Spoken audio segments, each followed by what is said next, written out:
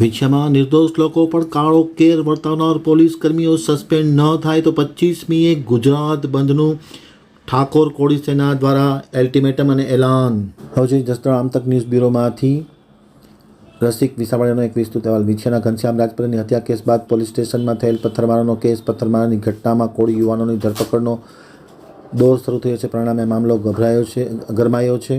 કોળી ઠાકોર સેના દ્વારા અલ્ટિમેટમ આપવામાં આવ્યું છે. કોળી સમાજના 84 લોકોની પોલીસે જે ખોટી રીતે ધરપકડ કરી અને હેરાન પરેશાન કર્યા છે તેવો આક્ષેપ જયેશ ઠાકોર દ્વારા કરવામાં આવ્યો છે. પોલીસ દ્વારા ખોટી રીતે લાઠીચાર્જ અને મારવાની ઘટના પણ સપાટી પર આવી હોવાનો આક્ષેપ કરવામાં આવ્યો છે. જવાબદાર પોલીસ કર્મીને સસ્પેન્ડ નહીં થાય તો 25મી જાન્યુઆરીએ ગુજરાત બંધનું એલાન આપવામાં આવશે. 5 દિવસમાં પોલીસ કર્મીઓ સામે કાર્યવાહી નહીં થાય તો 25મી તારીખે કોળી સમાજ ગુજરાત બંધનું એલાન આપશે તેવી ચીમકી જયેશ ઠાકોરે આમતક ટીવી સાથેની વાતચીતમાં માહિતી આપતા જણાવ્યું છે.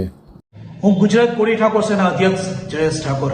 વિછિયાના બનાવમાં જે પોલીસે પબ્લિક ઉપર પથ્થરમારો કર્યો છે, જેને લાકડીઓથી માથા ફાડી નાખ્યા છે, જે 84 લોકોને પોલીસ સ્ટેશનની અંદર પૂરી જેને મારવામાં આવ્યો છે, જેના માથા ફાડી નાખવામાં છે, એ પોલીસવાળાને 5 દિવસમાં જો સસ્પેન્ડ કરવામાં નહીં આવે ને તો 25/1/2025ના દિવસથી ગુજરાત બંધ થશે.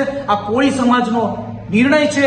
શાંતિપૂર્વક ગુજરાત બંધ કરવામાં આવશે અને 25/1 પછી કોળી સમાજ દ્વારા વિછિયા મામલતદારે ધરણા કરવામાં આવે છે.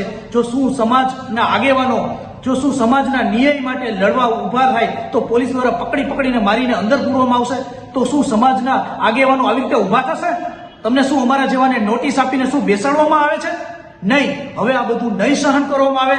5 દિવસની અંદર જો પોલીસવાળાને સસ્પેન્ડ કરવામાં નહીં આવે તો 25મી તારીખથી ગુજરાત બંધ કરવાનું આ એલાન કોળી સમાજ દ્વારા કરવામાં આવે છે.